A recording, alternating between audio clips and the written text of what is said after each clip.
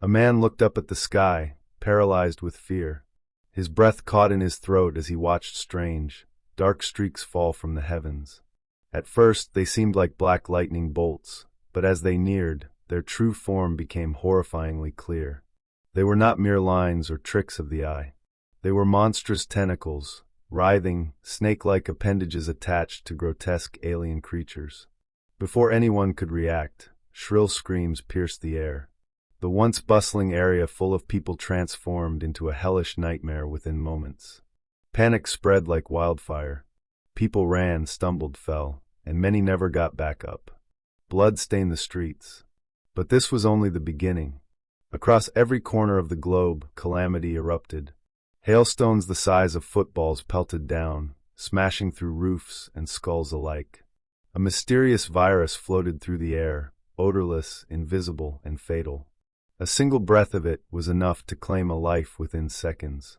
In just a few days, 99% of the world's population had vanished, wiped out in a wave of unstoppable terror.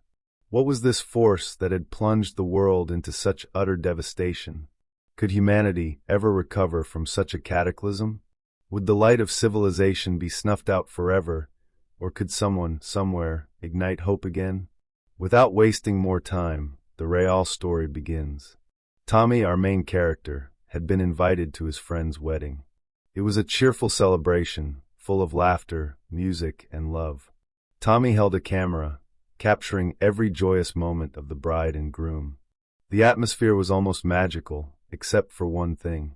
The bride's parents were visibly uncomfortable. They had wanted the wedding to take place in a church due to their strong religious beliefs. Suddenly, the elevator lights flickered and went out. In the blink of an eye, the bride's parents collapsed to the floor. No warning, no sound, just silence and then panic. Tommy stumbled out of the elevator, heart pounding, and found the hall in chaos. Dozens of guests lay unmoving on the ground, eyes wide open, lifeless. The sight froze Tommy in place. He had never seen death like this, so fast, so mysterious, so absolute. Desperate, he searched for the bride and groom. Maybe the food had been poisoned, he thought. But before he could act, the entire hotel began to shake violently. Walls cracked, chandeliers swung dangerously, and screams filled the air. Tommy rushed to the balcony, thinking it might be a missile strike. But the sight outside stole the breath from his lungs.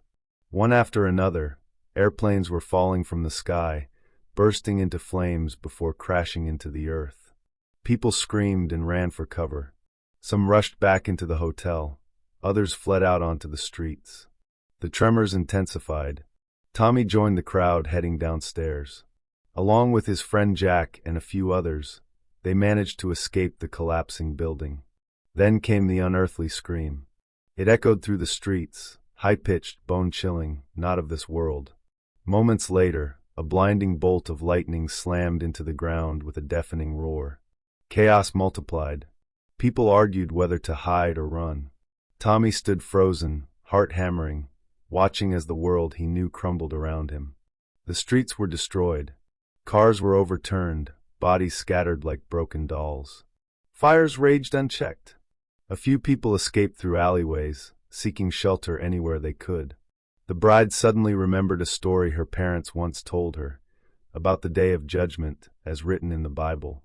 Perhaps, she whispered, this was that very day. Just as she finished speaking, something fell from the sky and landed near Tommy's feet.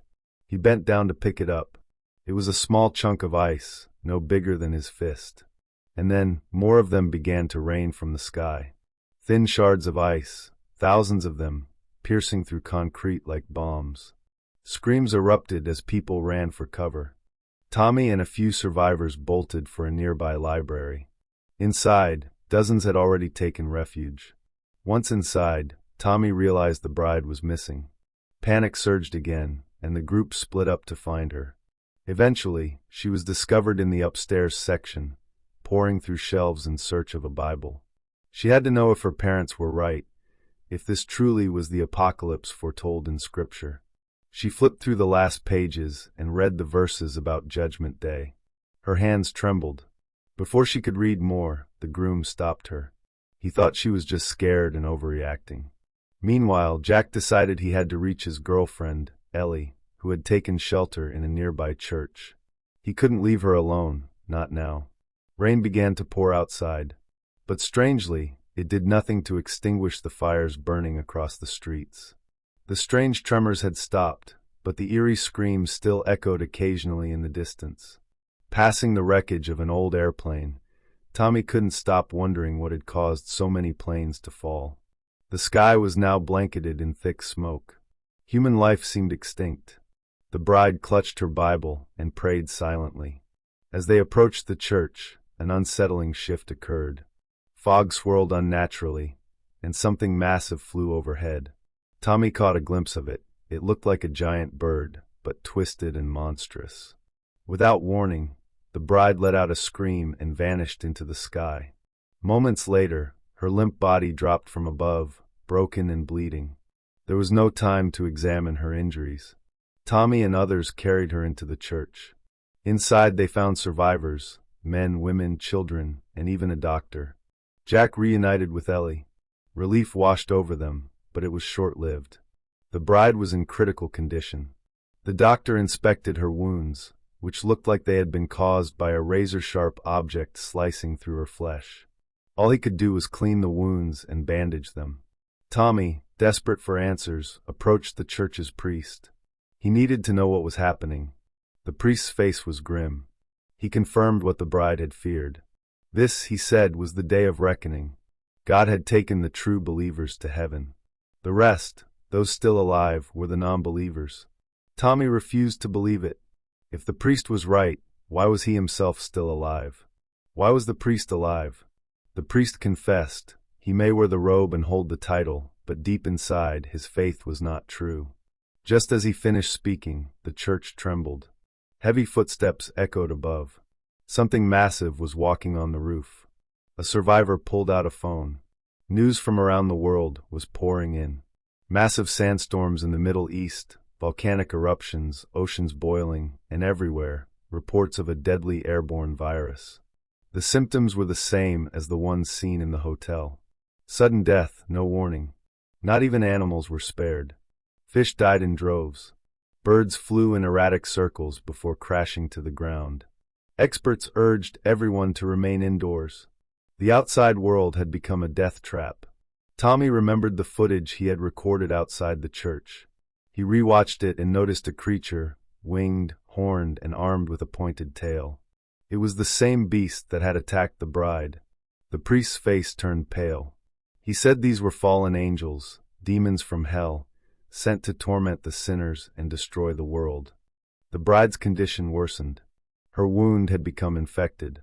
The doctor had no antibiotics left. His supply was in his car. Tommy and Jack volunteered to retrieve them. Time was running out. Outside, the fog still hung thick, and shadows moved where there should have been none. They crept through the cars, scanning for danger. Suddenly, a car alarm blared. A lone man stood nearby, searching for supplies. Tommy warned him to take shelter in the church, but the man was oddly calm, as if death no longer frightened him. Ignoring him, Tommy and Jack unlocked the doctor's car. As they rummaged for the medicine, a horrifying scream cut through the silence. A monstrous roar followed. Something landed on the car, snarling, clawing. The metal began to cave in under its weight. Just when all hope seemed lost, the lone stranger reappeared. He shouted, drawing the creature's attention away. Tommy and Jack seized the chance, fled with the medicine, and sprinted back to the church. The groom cried with relief at their return. But the joy was short-lived.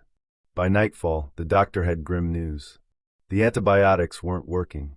The wound had been tainted by a toxin. Only antivenom could save her. The groom didn't hesitate. He was ready to take her to the nearest hospital. Tommy urged caution. The world outside was ruled by monsters. They should wait till dawn. Just then, a girl with short hair appeared. She said the priest had something urgent to share. Everyone gathered. The priest held up the Bible and began to read. And somewhere in the darkness something growled, waiting.